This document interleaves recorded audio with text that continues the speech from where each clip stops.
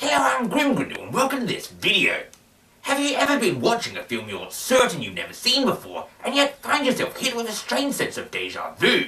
Well, if you've ever seen Zontar the Thing from Venus, today's film is certain to cause that sensation. Cue title card.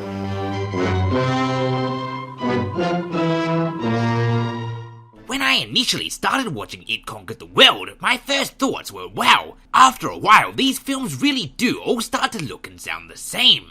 However, as this opening scene went on, I was finding myself feeling like it was more than just a little bit familiar, and I actually paused the movie and went over to my film collection to see if I'd doubled up on copies of the movie and actually seen it before.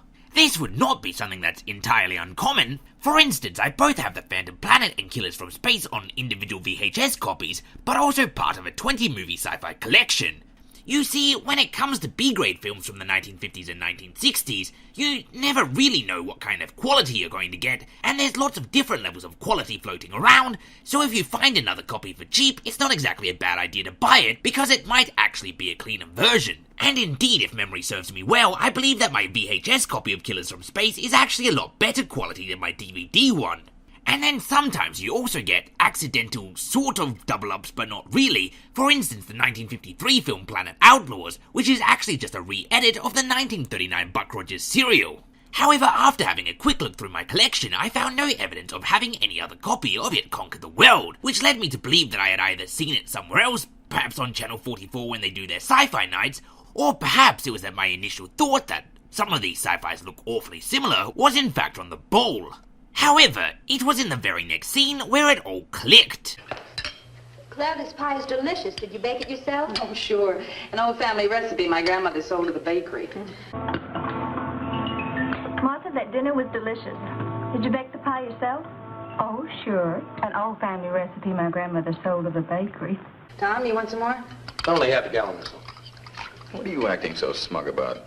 You look like a man who just inherited Texas. Keith, you want some more coffee? Half a cup, hon. Keith, you're acting rather smug. You look like a man who's just inherited a major portion of the world. You might not be too far off in a sense. Tom? Yes, dear. I know. I bet you finally decided you were wrong about the satellite. You might not be so far wrong, in a way of speaking. Keith. Yes, dear? I know. I'll bet you finally decided that there was nothing to worry about with the laser satellite. Hardly. It's my greatest It's still interest of in life. great interest to me, Second greatest. among other things. Well, been up there for 3 months now, and nothing horrible has Well, it's happened. been up there 3 months now. 80 feet in no dire diameter, effects. 1,070 20 miles feet in high, and diameter, circling the in Earth at high orbit, 16,000 miles traveling an hour. around the Earth at about Oh, 18,000 miles an Can't hour. you two talk about anything else? Talk about anything I'm getting else? tired of hearing about nothing but satellites, I'm tired of hearing about isotopes, lasers, conical satellites, graduations, and all the isotopes, rest. and conical Maybe you've got something in graduations and all space the medicine rest. I could use for a headache, huh? Maybe you have something in your space technology I can use for a headache. That's right, folks. It Conquered the World, or rather, Zontar the Thing from Venus, because It Conquered the World actually came first, is essentially a shot-by-shot remake, using basically the exact same dialogue and pacing of It Conquered the World, and bringing absolutely nothing new to the table. I mean, not only do the props and sets sometimes look exactly the same, but also the actors in Zontar the Thing from Venus are not any better, and probably a little bit worse than they were in It Conquered the World, and the use of effects have also not improved either. I'm not going to go into a fully in-depth review of It Conquered the World, simply because I've already done a fully in-depth review of Zontar the Thing from Venus. I mean, that review was 13 minutes long, and I can't stress this enough, they really are essentially the exact same movie. So instead, I'll simply point out the minor differences. Firstly, It Conquered the World is actually slightly better, largely because one of the things I really didn't like about Zontar the Thing from Venus was the annoying attempt of comedic relief through these two characters. It Conquered the World does in fact have an equivalent of these two characters, but they have considerably less screen time, and they are far less annoying. And a second and third thing I really disliked about Zontar the Thing from Venus was the terribly slow pacing, and the fact that most of the movie is just characters having painfully long and annoying arguments with each other.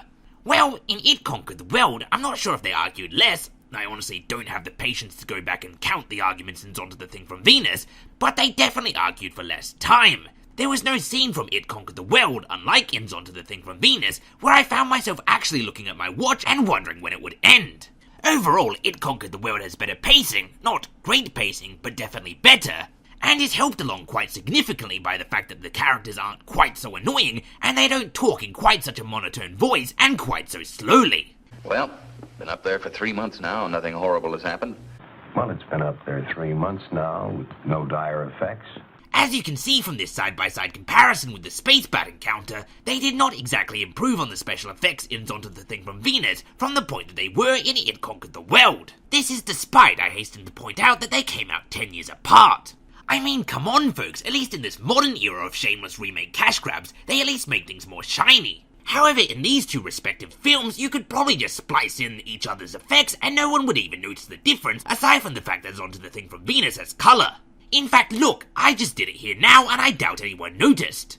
This is, with the rare exception of Zontar the Thing from Venus himself, who does look in many ways quite a lot better than It in It Conquered the World, although I do have to say that I actually prefer It from It Conquered the World over top of Zontar from Zontar the Thing from Venus. Not because It is better looking than Zontar, but because it's not. I mean, if you're going to make a completely silly sci-fi movie, the bad guy might as well at least be completely silly. Moving on to the plot in It Conquered the World, it's almost as bad as it is in Zontar the Thing from Venus, which should be expected because, as I said, they are almost the same movie, but there are actually two things in It Conquered the World that they did considerably better than they did in Zontar the Thing from Venus. The first of these is that the alien from Venus, It or Zontar, managed to get its way to Earth. In both versions, it did so in a totally ludicrous way in that it stole a satellite, diverting it to Venus, boarded the satellite, put it back into Earth's orbit, and then waited for the satellite to be brought down by the scientists, but then as it was being brought down, regained control himself in order to divert it into Bronson's cave. I mean, into a cave with hot springs that matched Venus's climate. However, in It Conquered the World, they explained all of this with one line of dialogue that didn't really give you time to register just how stupid it was. In Zontar the Thing from Venus, though, it was explained exhaustively in a painfully long scene. If you're going to pull a fast one with a ludicrous plot point that makes very little sense, you have to actually do it as a fast one. Don't allow us to dwell on it on a painfully long and drawn out scene, but it instead should be like a band-aid ripped off too quick for us to notice.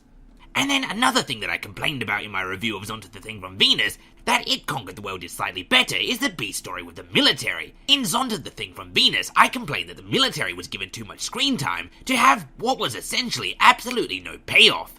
Well, in It Conquered the World, they only have slightly more payoff, but they also, as I said earlier, have considerably less screen time, so the fact that they actually played such a minor role towards the end, albeit a larger one than in Zontar the Thing from Venus, was far less annoying. But unfortunately, that's the only two plot points that It Conquered the World did any better than Zontar the Thing from Venus. All other ridiculous and terrible plot points instead remain consistent between the two films. Although, you have to really look at this in the reverse, because as I said, Zontar the Thing from Venus was actually the remake, which means that Zontar the Thing from Venus, despite being made a decade later, managed to actually screw up the plot more.